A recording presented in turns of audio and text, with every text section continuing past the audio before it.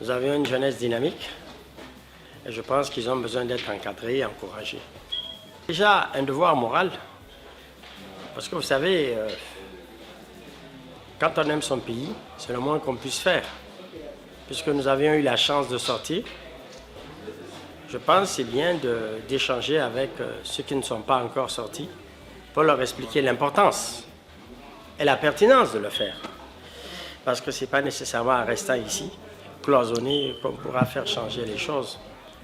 Donc, à quelque part, ça peut être une bonne chose. Personne n'étant prophète dans son pays, comme le dit l'adage. C'est ma foi une bonne chose de sortir, d'apprendre et de revenir. Hein, et d'encourager les jeunes, justement, à aller dans ce sens-là. C'est comme ça qu'on va amorcer un développement qui nous est propre. Enfant de la terre, nigérisé, irlambisé. Vous, qu'est-ce que vous avez fait comme réalisation afin qu'il y ait un changement de ce qui se passe dans notre pays?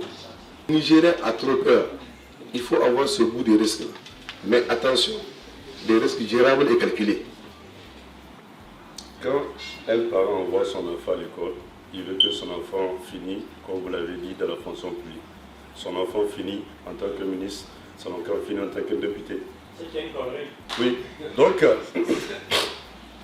c'est ça que déjà l'enfant, avant même qu'il quitte à la maison, il a ça dans sa tête et il évolue avec ça. Vous avez entendu le récit de sa vie, c'est un battant. Ressemblez à ceux qui sont des combattants. Quand je parlais, je vous ai dit, quand vous me voyez, il a dit quelque chose. Je suis plus âgé que M. Agi. Il est DG, je le respecte en tant que DG.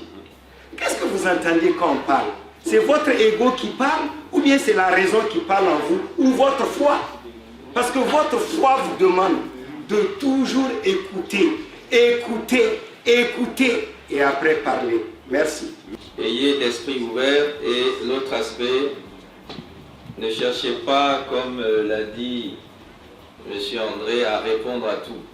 La réponse, vous savez, la meilleure réponse, c'est par l'action. C'est pas de répondre à une pique de gauche à droite.